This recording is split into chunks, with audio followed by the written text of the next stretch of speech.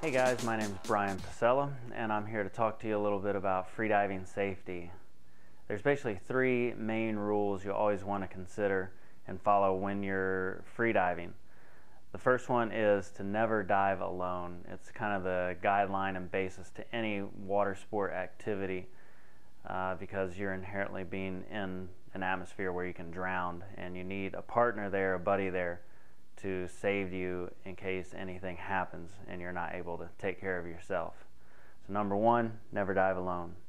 Number two, with freediving, never hyperventilate. It's really, really important.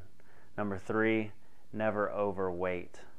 I'm going to cover all three of these in a little bit of detail, and then in later videos I'll actually cover them in a lot deeper detail to give you a fuller understanding behind the physics and physiology behind all three of these rules. But for right now, we're just going to cover never dive alone, never hyperventilate, and never overweight.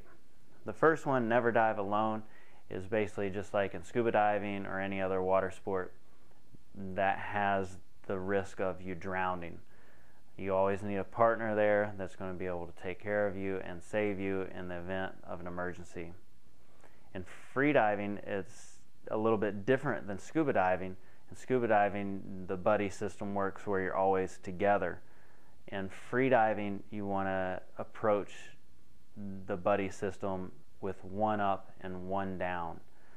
That rule means that you're always going to have the safety diver is going to be on the surface, while the person doing the freediving will be going down in the water column. And that means one up, one down. And this is for freediving and spearfishing as well. And it works really well because the person on the surface can prepare for their dive while they're watching the person that's doing the dive, and therefore they're ready to save the person or jump in if there's any kind of emergency or anything that needs to be done.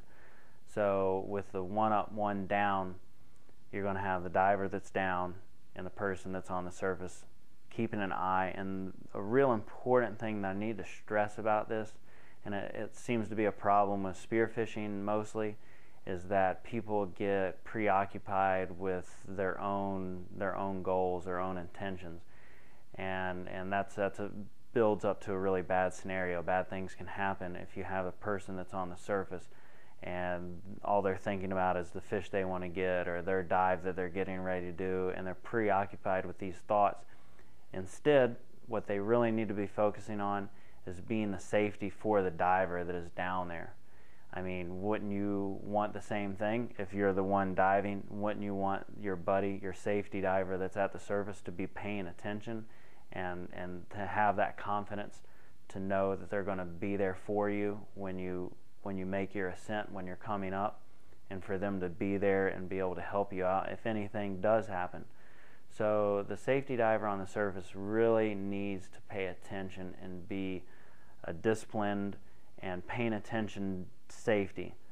And when the roles are reversed, you know, you're going to be able to provide that for your partner as well. And so it builds a lot of confidence and a lot of teamwork and a good relationship between the two divers.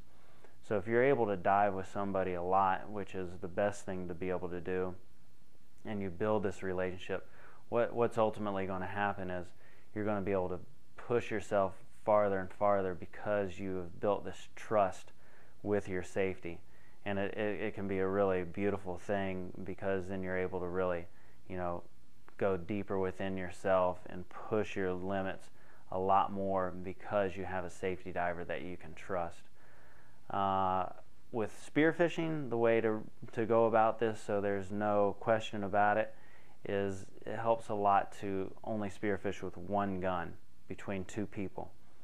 That way the person at the surface isn't you know, tempted to go swimming off chasing a fish if they see something, because they have a gun and it's loaded and they're ready, and all they're worried about is, you know, their own personal gain by shooting a fish. Without a gun in their hand, their sole duty is to act as safety for the person that's down there. And so with only one gun when you're spearfishing, it works really well, because then you're able to be a good safety for the person. You know, when you spearfish, you go back to the boat, you unload it together, you come back out together, and it's a really, really safe way to dive. If each of you have a gun, say the one person shoots a fish, oh, you know, go on back to the boat, take care of it, and that leaves you with a gun, and you are tempted to you know, do a few dives without your safety, and you're just asking for trouble. You're putting yourself in a bad situation. So the one up, one down, whether you're depth freediving and you're only going for depth, or even if you're spearfishing, and even more so if you're spearfishing, just dive with one gun and be a diligent, being aware safety when it's your role for that. I mean, you would only want the same thing when you're diving, so give that same respect as your safety. So the one up, one down rule: never dive alone. It's kind of the golden rule of diving or any other kind of water sport, because when you're needing somebody, they'll be there for you. Rule number 2: never hyperventilate. This is probably another one of the most important rules. Hyperventilation in the past was seen as the way to dive, and the theory was that you were actually taking in more oxygen into your system by hyperventilating. You're getting rid of CO2 and raising your O2 level, raising your oxygen level, which is untrue. Hyperventilation does nothing except lower your CO2 levels. Like I said, I'm going to go into this in more detail in later videos, but for right now, the main thing you need to know is to never hyperventilate. And hyperventilation, just to give you a few examples, I mean, everybody knows the basic thing, you know, like where somebody's breathing into a paper bag and hyperventilating to try to get themselves to calm down a little bit. But hyperventilating is not only breathing rapidly, you know, as an example, like of course that's an extreme case of hyperventilation. If I was to continue to do that just for 20 seconds or 30 seconds, start to get tingling in the fingers, you get really dizzy, you feel like you're about to black out because your CO2 level is dropping so much. It's not because it's increasing your oxygen, it's because your CO2 level is dropping that much. But hyperventilation can also be as simple as breathing deeply, like full inhale and full exhales, and doing it slow. For example, this is also an example of hyperventilation if you're to sit here and breathe like this.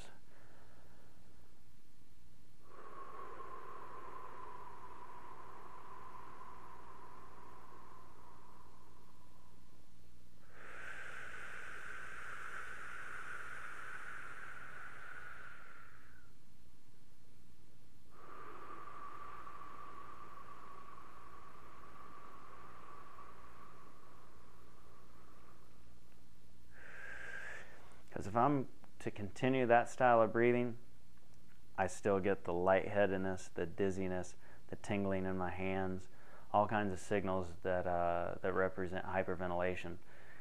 The reason that style of breathing is also hyperventilation is because in your normal breathing cycles throughout the day, you're breathing very shallow and somewhat slow breaths. For example, say your normal breath in and your normal breath out might be like half a liter, and you might do, say, 6 breaths a minute. And so at 6 breaths a minute, half a liter, you're talking about maybe inhaling and exhaling a total of 3 liters. Now if I was to do the same thing, and my lung volume is about 5.5 liters, and if I was to do the same breathing, the full inhale and the full exhale, each one of those is, say, 5 liters or so. And if I was just to do that twice in 1 minute, then I'm exchanging 10 liters of air. Where in my normal breathing pattern, if I'm only inhaling and exhaling maybe half a liter or maybe 1 liter at most, and I'm doing that, say, six times, So I might be doing between 3 and 6 liters of air exchange. That's a lot less than 2 full deep inhale and exhales of, say, 5 liters, which would mean I'm inhaling, exhaling a total of 10 liters per minute. So that, even though it's a slower breathing pattern, it's still a high exchange of air in and out of the lungs. So hyperventilation is breathing a rapid in and out, what you might have seen in the Big Blue, but it is also very slow and deep breathing. And so for any time you're in the open ocean or diving, hyperventilation is going to lower your CO2 level to a very dangerous point. You're going to go into the dive feeling great, and it's going to feel really good when you're at depth, but it is a recipe for disaster. It's the wrong way to go about a dive. Most of the guys that are doing world record dives nowadays, all of them just do normal ventilation before they dive. They might take 2 or 3 deep breaths before the dive, but it's not enough to be considered hyperventilation. Hyperventilation is a continued breathing pattern, for a period of time, and some of the symptoms and signals that you'll get from hyperventilation will be the lightheadedness, the tingling in your hands, maybe in your face and your lips. And if at any point in time you feel those sensations, you need to stop right away. Stop breathing, stop all of that, and just try to breathe normal. And once you're able to do that, you need to continue your normal breathing and let that go for at least 2 or 3 minutes and just breathe as normal as you can. Another thing that I'll cover in upcoming videos that gets more in depth is using diaphragmatic breathing instead of breathing with the muscles in your chest and your upper part, your thoracic cavity. And this is a more natural form of breathing that we're just not used to doing, and it'll extend your lung volume by breathing through your diaphragm, and it'll be a much more relaxed style of breathing as well. But for now, the main thing you need to learn about this is not to hyperventilate. Third is not to overweight. This is a safety reason so that if anything does happen, you'll be able to float to the surface. You'll be able to stay on the surface. Your partner won't have to, be holding you up and swimming against this weight. And also, like on your return to the surface after you do a dive, you can slow your finning cycle. So the last few meters to the surface, you'll be able to just float and conserve the last little bit of oxygen, knowing that in the last few meters of the water column, you'll be able to just float in a completely relaxed state. And those last few meters, that's why they call it shallow water blackout. Maybe you've heard of it. You should do a little research on it as well and find out what exactly shallow water blackout. It's from staying down too long. A lot of times it's from hyperventilating.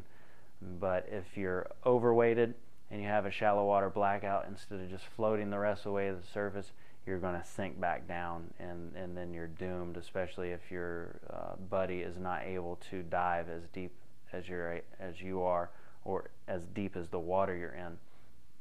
So being overweighted is a very dangerous thing to do. Let me explain a little bit about being overweighted. Overweighted means basically that a good way to test it is you should be able to do a full exhale at the surface and not sink. A lot of times you'll just sink until maybe the crown of your head is underwater, or just above water, should I say. But you shouldn't continue to sink on down. If you do, you need to take off some weight. If you're not wearing a wetsuit, don't wear any weight at all. Most of the time you want to wear a little bit of wetsuit, neoprene. It helps just to, while you're diving in the open ocean, if you're going to be rubbing up against any kind of coral, or if there's jellyfish or anything kind of floating through the water column, it's a much more comfortable way to dive, and it also gives you a little bit of buoyancy, and therefore you can offset that with a little bit of weight and get the balance just right, so that so that you're still positive at the surface, and yet as you dive and you become compressed and your wetsuit becomes compressed, you start to turn neutral and then negative, and then you're able to reach the sink phase. But the three main rules that I really want to stress at this time is never dive alone. And a good thing to do is to one up, one down with the buddy system. Number two is never hyperventilate. And you need to understand that even deep, slow breathing is still considered hyperventilation. What you want to do before a dive is to breathe as normal as you can. And then right before your dive, it's okay if you take maybe 1 to 3 deep, full breaths and then go into your dive. But if any time you feel any kind of tingling or numbness in your face or in your fingers or your hands or spinning or dizziness, stop. Stop right then. Start breathing normal. Take 2 or 3 minutes. Let everything calm back down and then go into your dive. The third thing is to never overweight. This can be simply tested by doing a full exhale at the surface, and you should remain floating on the full exhale. If you sink below the surface and continue to sink, you need to get rid of some of that weight until when you do an exhale at the surface, you stay floating. So I hope these things make some sense to you, and I hope you understand that these are the 3 golden rules of freediving. And for your safety, I hope you take this information, take it to heart, share it with your friends. It only takes a few minutes to share the same information, to educate your buddy, to educate your friend, and go out there. And if you follow these, you're going to have a fun time freediving. You're going to be able to do it safe. You'll be able to push yourself, find a good buddy, train them, dive with them, build a relationship with them, and go out there and dive and have fun. It's a beautiful, fun sport. And if you do it right, it's not a problem at all. Just follow some of these basic guidelines, and in upcoming videos I'll cover these even in more detail and cover a lot more. So I hope you join me for a lot more videos here on brianpasella.com. Thank you very much. Hope you guys enjoyed it.